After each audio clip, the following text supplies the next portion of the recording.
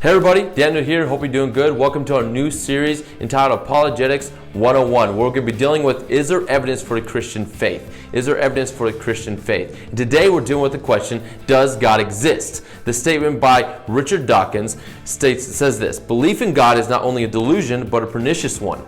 And so we're asking ourselves, is there evidence for God, or is it just a delusion?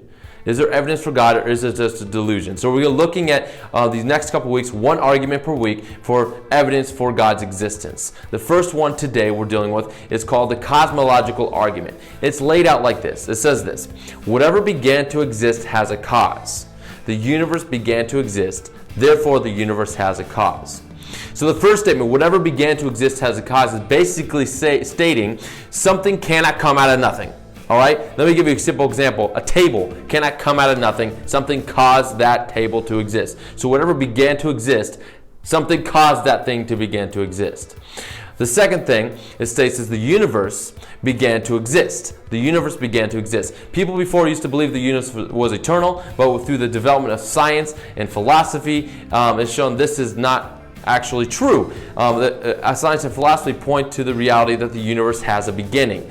Let me just give you one example. The expansion of the universe, In 1916, Albert Einstein observed that the universe was not eternally old and unchanging, and more people from him a few years later started developing and seeing that the universe actually has a history. And in 1929, Edward Hubble observed the reality that the galaxies were moving away from each other. So picture a balloon with a bunch of dots on it. You blow up the balloon. What do the dots do? They expand away from each other. And this is what the evidence was showing, that things were expanding away from each other. What does that show? That shows that the universe has a beginning point, that everything came into existence, and then it's expanding. It's expanding.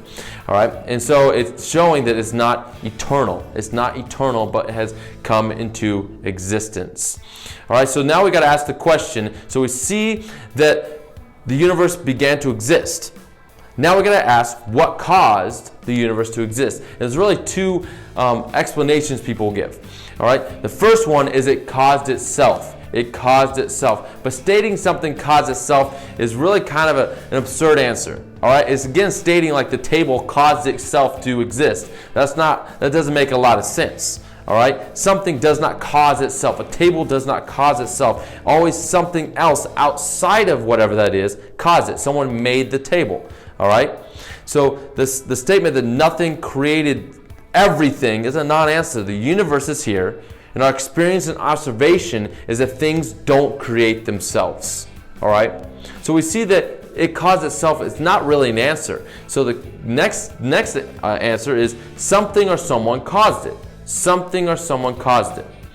And so just how we observe in life, and even with the table, something else caused that. So we're going to be looking at the universe. We're asking, okay, something else caused that. What is that? Well, what we know caused this universe had to be something that was spaceless, something that was timeless, something that was not part of the universe, just in the same way that the table, something else had to create the table. So in the same way, whatever created the universe couldn't be the universe. All right? And William Miller Craig states this: the universe was brought into existence by something which is greater than and beyond itself. So whatever that something or someone that caused the universe to come into being has to be uncaused, personal, timeless, spaceless, very powerful, non-material, and by definition, what people call God.